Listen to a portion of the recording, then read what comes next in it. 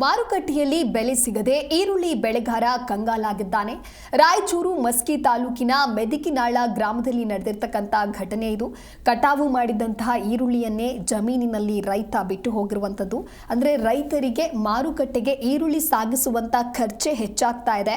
ಸರ್ಕಾರ ಇದಕ್ಕೆ ಸೂಕ್ತ ಪರಿಹಾರವನ್ನ ನೀಡಬೇಕು. ಈರುಳ್ಳಿ ಬೆಂಬಲ ಬೆಲೆಗಾಗಿ ರೈತ ಆಗ್ರಹಿಸಿರುವಂಥದ್ದು. ವರ್ಷದಿಂದ ವರ್ಷಕ್ಕೆ ಈರುಳ್ಳಿ ಬೆಳೆಗಾರರ ಸಂಕಟ ಹೆಚ್ಚಾಗ್ತಾ ಇದೆ. ಮಾರುಕಟ್ಟೆಯಲ್ಲಿಯೂ ಈರುಳ್ಳಿ ಬೆಲೆ ಸಿಗದೆ ರೈತ ಕಂಗಾಲಾಗಿದ್ದಾನೆ. ಈರುಳ್ಳಿ ಕಟಾವು ಮಾಡಿ ಜಮೀನಿನಲ್ಲಿ ಹಾಗೆಯೇ ಬಿಟ್ಟಿದ್ದಾನೆ ರೈತ. ಈರುಳ್ಳಿ ಮಾರುಕಟ್ಟೆಗೆ ಸಾಗಿಸುವಂತಹ ಖರ್ಚು ಹೆಚ್ಚಾಗ್ತಾ ಇದೆ ಅನ್ನುವಂತಹ ನಿಟ್ಟಿನಲ್ಲಿ ಜೊತೆಗೆ ರಾಜ್ಯದ ಈರುಳ್ಳಿ ಬೆಳೆಗಾರ ರೈತರು ಕೇಂದ್ರ ಸರ್ಕಾರ ಮತ್ತು ರಾಜ್ಯ ಸರ್ಕಾರವನ್ನ ನಂಬಿದ್ದು ಸೂಕ್ತ ಪರಿಹಾರವನ್ನ ನೀಡಿ ಅಂತ ಹೇಳಿ ಆಗ್ರಹಿಸಿದ್ದಾರೆ. ಉಳ್ಳಾಗಡ್ಡಿ ರೇಟ್ ಆಗೋಲ್ತ 2.5 ಲಕ್ಷ 3 ಲಕ್ಷ ಚೆನ್ನಾಗಿ ಖರ್ಚು ಮಾಡಿವಿ. 50 ರೂಪಾಯಿ ಕೇಳವಲ್ರ. ಮುಂದೆ ಹೆಂಗೆ ರೈತರಿಗೈತಿ? 3,000 ರೂಪಾಯಿ ಚೀಲ ಗೊಬ್ಬರ, 3,000 ರೂಪಾಯಿ ಚೀಲ ಗೊಬ್ಬರ, ಕೂಲಿ ಆಳಿಂದೇನು, ಎಣ್ಣೆದೇನು, ಬೆಣ್ಣೆದೇನು. ಎಷ್ಟು ಎಕರೆ ಹಾಕಿರಿ?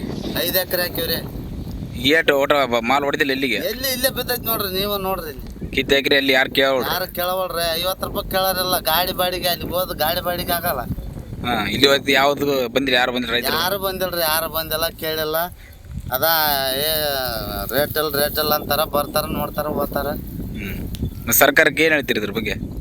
ಏನೋ ಒಂದು ಪರಿಹಾರ ಕೊಡೋಕ್ರಿ. ಹಿಂಗಂದ್ರೆ ಹೆಂಗ ಮತ್ತೆ ಮುಂದೆ ರೈತರು ಬಾಳೆ ಹೆಂಗ? ಎಷ್ಟು ಎಕರೆ ಹಾಕಿರಿ ಟೋಟಲ್? ಒಂದು 5 ಎಕರೆ ಹಾಕ್ತಾರೆ. ಅಷ್ಟು ಇದಕ್ಕೆ ಕಿತ್ತ ಹಾಕಿರಿ? ಎಲ್ಲಿಗೆ ಒಯ್ದಿಲ್ಲ? ಕಿತ್ತು ಇಲ್ಲೇ ಹಾಕಿವ್ರಿ. ಯಾವ ಉಳ್ಳಾಗಡ್ಡಿ ರೇಟ್ ಆಗೋಲ್ತ 2.5 ಲಕ್ಷ 3 ಲಕ್ಷ ಚೆನ್ನಾಗಿ ಖರ್ಚು ಮಾಡಿವಿ. 50 ರೂಪಾಯಿ ಕೇಳವಲ್ರ. ಮುಂದೆ ಹೆಂಗೆ ರೈತರಿಗೈತಿ?